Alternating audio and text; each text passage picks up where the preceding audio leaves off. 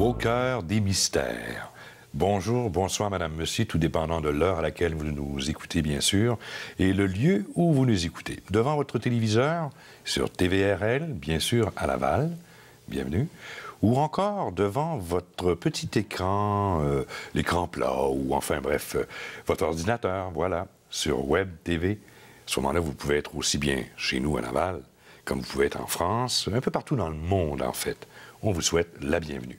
Cette émission, Au cœur des mystères, j'ai le loisir de l'animer depuis maintenant quelques semaines, et il va sans dire que c'est avec nul autre que Normand Pinard, métaphysicien voyant, que je fais cette émission. Mais en fait, je suis que l'intervieweur. Je vous pose une question, vous, et ça démarre un petit peu comme un moteur, Normand. Bonsoir, Normand, ou bonjour. Bonsoir, vous êtes un intervieweur de très grande qualité. C'est gentil. Avec une voix magnifique. Normand, c'est gentil. Une voix quelque peu éraillée avec la fatigue de l'hiver, tout le tralala, mais peu importe. Là. On va situer le temps, on est en l'an 2010, mais cette émission-là pourrait être perçue et vue et entendue en 2015, 2020, tout dépendant de ce qui se passerait de la planète, quand même, Normand.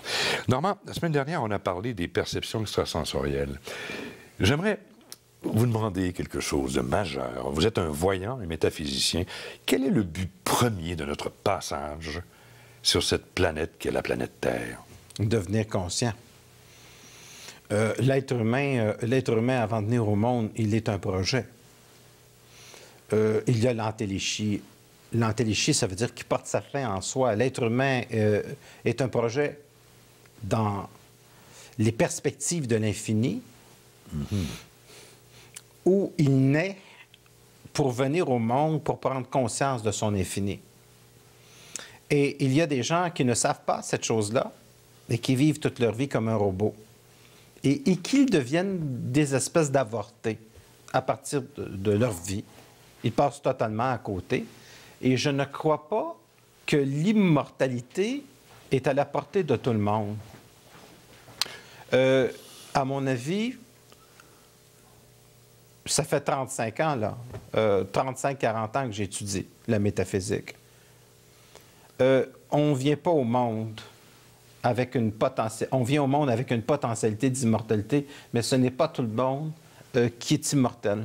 Ah, donc il y a une forme d'injustice qui est installée. Non, c'est parfaitement juste. C'est juste? Expliquez-moi pourquoi c'est juste. Ils doivent faire un travail sur eux, et si ce travail-là n'est pas fait, ils vont périr par manque d'écoute, par manque d'être. Et tout est là, être ou ne pas être. Tout est là. C'est vraiment très important de comprendre cette chose, que nous venons au monde pour répondre à l'appel de notre infini. Nous ne venons même pas au monde pour le monde. Le soleil brille pour lui-même. Par conséquent, il peut donner la vie sur la terre. Mais l'énergie que l'on reçoit d'une créature, pour moi, le Soleil, c'est une créature, c'est seulement le 1 milliardième de son énergie. Tout le reste est perdu quelque part dans l'infini. Moi, je vis dans un univers infini. Vous tous, et nous tous, on vit dans un univers infini. Il faut comprendre que lorsque moi, j'étais enfant, je regardais l'univers avec un télescope, j'avais 8-9 ans, ça m'a donné un choc. Et j'ai vécu à l'ère spatiale, comme vous tous, mais je m'intéressais à la littérature, puis les livres qui se faisaient en fonction de ça. Donc, moi, je suis conscient que je vis dans un monde qui est infini. Et je suis tout à fait conscient que je suis de l'infini. Et ce qu'on appelle des perceptions extrasensorielles, c'est simplement l'expérience de l'infini en soi. Je vous avertis que si je me lance, là, ma voix risque de changer un tout petit peu. Mais c'est pas parce que je suis fâché. Ça, c'est parce que je m'en vais en transe. Vous allez en transe et vous m'avez déjà dit peut-être qu'on vous parlait. Ces non, on ne me parle pas. Je vais chercher ces informations-là. Parce que je ne veux pas faire peur au monde avec ça. Non. Okay. Et je vais chercher mes informations. La voix change un peu. Ça m'arrive des fois que je transpire. Vous êtes une personne canal, qu'on dit. Oui. OK. Et l'être humain vient au monde pour répondre à son appel. L'être humain vient au monde pour être créatif. Être créatif, c'est faire apparaître dans un monde fini quelque chose qui ne l'est pas. Donc, un créateur, c'est rendre visible ce qui est invisible aux yeux de tout le monde. C'est ça, la créativité. La créativité, c'est lorsque la vie est une toile blanche et qu'un être humain est capable de faire de sa vie une œuvre. Sauf que ce n'est pas le monde qui va vous mettre au monde. Parce que le monde qui n'est pas éveillé ne peut pas vous donner de la conscience. Le monde qui habite la loi générale ne peut pas vous rendre intelligent. Ce qui est stupide ne peut pas vous rendre intelligent. Et si un individu est un cocombe toute sa vie, il peut aspirer à revenir au monde en cornichon. Mais ça ne sera pas plus loin. Vous n'irez jamais plus loin que l'autorisation que vous vous donnez d'être. Et le monde, en soi, n'a aucune intelligence.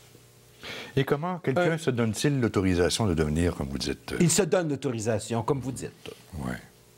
Donnez-moi un exemple Il s'arrête, il prend conscience, il se pose la question pourquoi il est sur Terre, pourquoi il vit. Il va plus loin que Future Shop.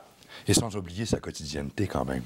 Bien, je ne dis pas qu'un individu doit oublier sa quotidienneté. Je dis qu'un individu qui prend conscience de lui-même, il est beaucoup plus dans le quotidien.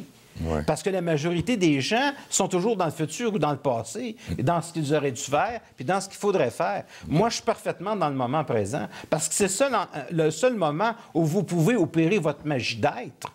Le seul vrai et unique éternel moment où toute magie est possible, où toute la transformation de la matière est possible, c'est dans le moment présent. C'est l'instant.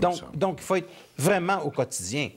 Ça répond à votre question. Mais la majorité des gens ne sont pas au quotidien. Parce que pour être au quotidien, il faut être là. Et la majorité des gens ne sont pas là. Et que lorsqu'ils meurent, ils entrent en fonction réelle. Ils sont morts, déjà pour commencer, et lorsqu'ils meurent, ils entrent en fonction. Et on les appelle nos chers disparus. Oui, ils finissent par entrer en fonction, c'est-à-dire de disparaître dans le néant, sans avoir rien apporté à l'humanité, parce que pour apporter à l'humanité, il faut d'abord s'apporter à soi-même.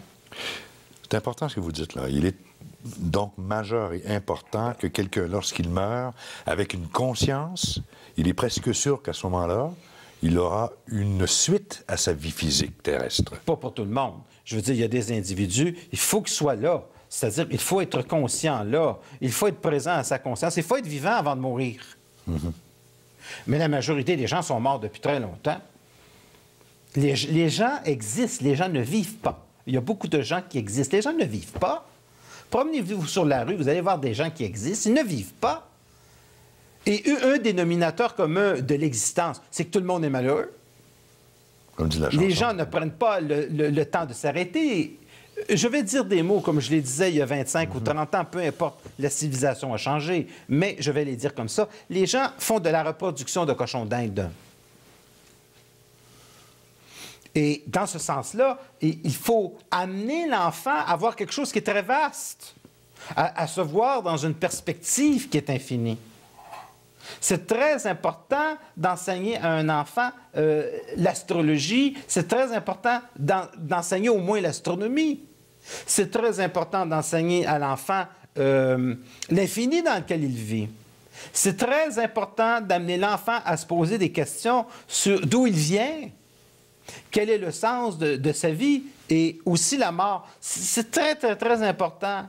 D'amener l'enfant à prendre conscience de ça. Oui, mais faut-il avoir la réponse à cela? Non, parce que les gens qui mettent des enfants au monde n'ont pas de réponse pour eux-mêmes. C'est-à-dire que les enfants, ça sert à meubler leur vie qui est plate. Trop souvent. Alors, ce qu'ils transmettent aux enfants, c'est leur inconscience. Alors, qui peut enseigner ou donner la réponse à savoir d'où venons-nous? Qui sommes-nous et où allons-nous? Quelqu'un qui est intelligent et qui s'est arrêté et qui peut se poser ces questions-là.